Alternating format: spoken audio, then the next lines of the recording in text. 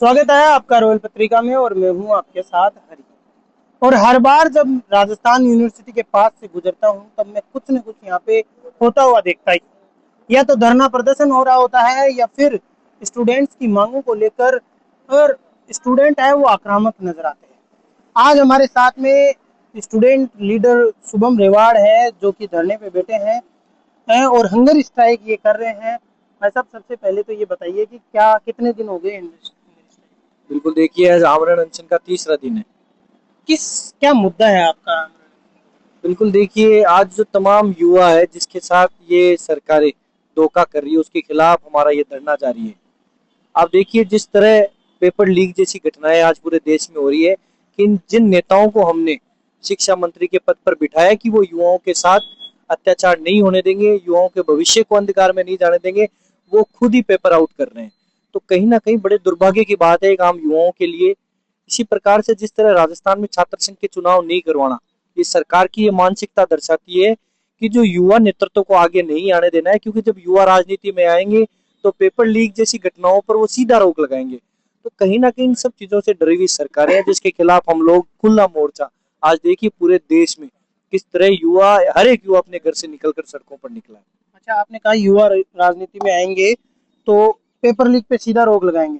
अशोक गहलोत युवा राजनीति से आए, मुकेश बाकर, इसके अलावा गोविंद सिंह डोटासरा, जितने भी कांग्रेस के कई नेता हैं जो कि आए, सरकार में थे, मंत्री पद पे भी थे, 19 पेपर लीक हुए, वो तो रोक नहीं लगा पाए। नहीं, बिल्कुल देखिए, जो आप बात करना चाह रहे हो उसका स्पष्टीकरण ये है कि जो आज का युवा है वो इतना जागरूक है, इतना समझदार है कि जिन्होंने पहले गलतियां की है उनको सुधारना भी जानता है और अपना नेतृत्व खुद चुनना जानता है।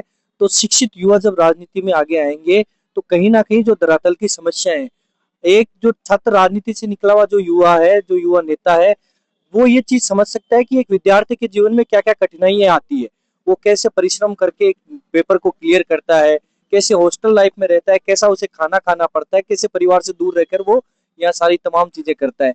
तो कहीं ना कहीं युवा राजनीति में आगे आएंगे तो इन पेपर लीक जैसी घटनाओं पर रोक लगेगी। और आज ये जन आंदोलन, जन क्रांति पूरे राजस्थान में जल्द ही आपको उग्र आंदोलन लेती हुई राजस्थान में दिखाई देगी। अच्छा, उग्र आंदोलन से याद आया कि दिल्ली में बड़ा उग्र आंदोलन हुआ था, आप उसका भी समर्थन कर रहे हो? बिल्कुल देखिए, हम तमाम उन युवाओं का समर्थन कर रहे हैं जो आज सड़कों पर है, वो भले ही देश के किसी भी कोने में क्यों ना हो।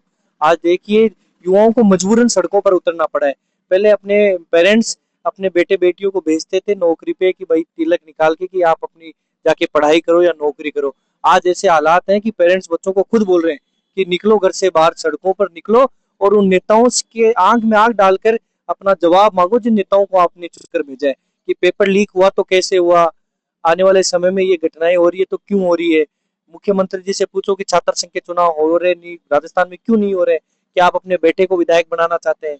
आप आज आके एक बार मुख्यमंत्री जी या उप मुख्यमंत्री जी से ये पूछिए कि आप अपने बेटे को ये पूछिए कि यूनिवर्सिटी में धरना कैसे दिया जाता है, यहाँ भूख हड़ताल कैसे दी जाती है और यहाँ पे मार्कशीट कैसे निकाली जाती है।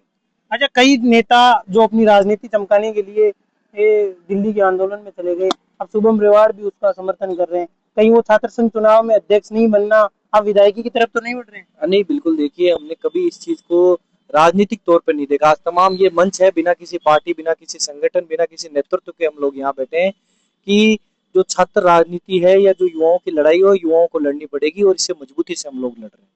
जी। तो इसके अलावा आप इस प्रदर्शन में देख सकते हो कि कई जो है वो पोस्टर लगे हुए हैं। इसके अलावा इंसाफ दो या इस्तीफा दो, ऐसे कुछ पोस्टर्स हैं यहाँ पे लगे हुए हैं। लेकिन एक दिलचस्प पोस्टर इस तरफ भी है, आप यहाँ पे देखिए, ये क्या लिखा हुआ है? अबे तू जा रे, इस्तीफा दे दे, धर्मेंद्र प्रधान के लिए है। मैडम, ये क्या? पोस्टर है। धर्मेंद्र प्रधान जी ढीठ हो गए हैं तो हम उनका इस्तीफा मांग रहे हैं। मैं खुद एक महारानी कॉलेज की स्टूडेंट हूँ, थर्ड सेम में हूँ। जी जी। इतनी घटिया, मतलब वॉशरूम है, गेट टूटे हुए हैं, फ्लश नहीं है, साबुन नहीं है, पीरियड्स आते हैं तो हम चेंज करके हाथ नहीं धोए। तो ये गंदा, इतनी गंदी वॉशरूम है। और जो डस्टबिन में पेट डालते हैं ना, वो एकदम बाहर बिखरे हुए हैं, ऐसे उनके टुकड़े टुकड़े करके ऐसे वॉशरूम के बाहर है एकदम। ना उधर लाइट्स है, घटिया वॉशरूम है, और क्लासें भी उधर कुछ नहीं होती रेगुलर।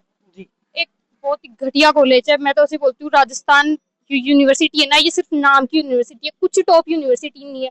अगर आके पता चलता है कि कुछ भी पढ़ाई नहीं होती है, सिर्फ नाम की है, और जो सारे छात्र नेता होता है ना, वो चुनाव के समय ही आते हैं उधर यूनिवर्सिटी में।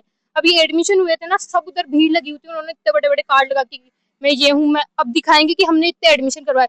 एडमिशन तो तुम करवा देते हो, लेकिन क्लासों का क्या? क्लासों के लिए भी तो आओ ना तुम, कि क्लासें नहीं हो रही, तो सफाई के लिए आओ तुम। सुधारना होगा और हम प्रोटेस्ट करेंगे, क्योंकि हमारा देश है, उन लोगों का देश नहीं है ये।